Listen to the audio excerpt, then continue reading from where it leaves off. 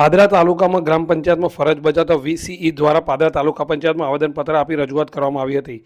પાદરા તાલુકામાં ગ્રામ પંચાયતોમાં ફરજ બજાવતા વીસીઈ દ્વારા કરવામાં આવતી કૃષિ સહાય ઓનલાઈનની કામગીરીમાં કોઈપણ પ્રકારના નાણાં લેવામાં આવતા નથી। જે મુદ્દે પાદરા તાલુકાના વીસીઈ દ્વારા પાદરા તાલુકા પંચાયતમાં આવેદનપત્ર આપી રજૂઆત કરવામાં આવી હતી। ગોંડલના સુલતાનપુરા ગામે ઓનલાઈન વીસીઈ દ્વારા નાણાં વસૂલતા હોવાના મુદ્દે ભારે વિવાદ થયો હતો। જે મુદ્દે વીસીઈ દ્વારા આવેદનપત્ર આપી આ અંગે કેટલીક સ્પષ્ટતાઓ સાથે આવેદનપત્ર આપી રજૂઆત કરવામાં આવી હતી। તેઓ દ્વારા કોઈપણ નાણાં વસૂલવામાં આવતા નથી, ફક્ત નિયમ મુજબ પ્રિન્ટ તથા 7/12 તેમજ ઝેરોક્ષના નાણાં લેવામાં આવે છે। આ મુદ્દે પાદરા તાલુકા પંચાયત ખાતે ટીડીઓ પાદરા તાલુકાની ગ્રામ પંચાયતમાં ફરજ બજાવતા વીસીઈ દ્વારા આવેદનપત્ર આપવામાં આવ્યું હતું।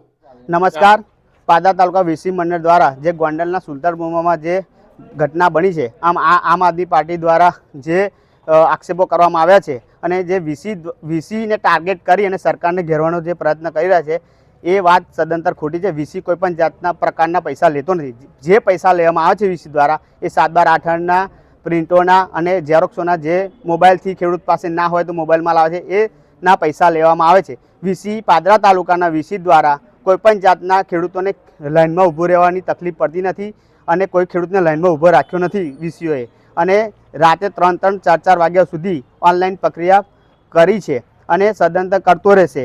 અમે જે સમય મર્યાદા આપી છે સરકારે એ સમય મર્યાદામાં અમે આ કામ પૂર્ણ કરીશું એની ખાતરી આપીએ છીએ।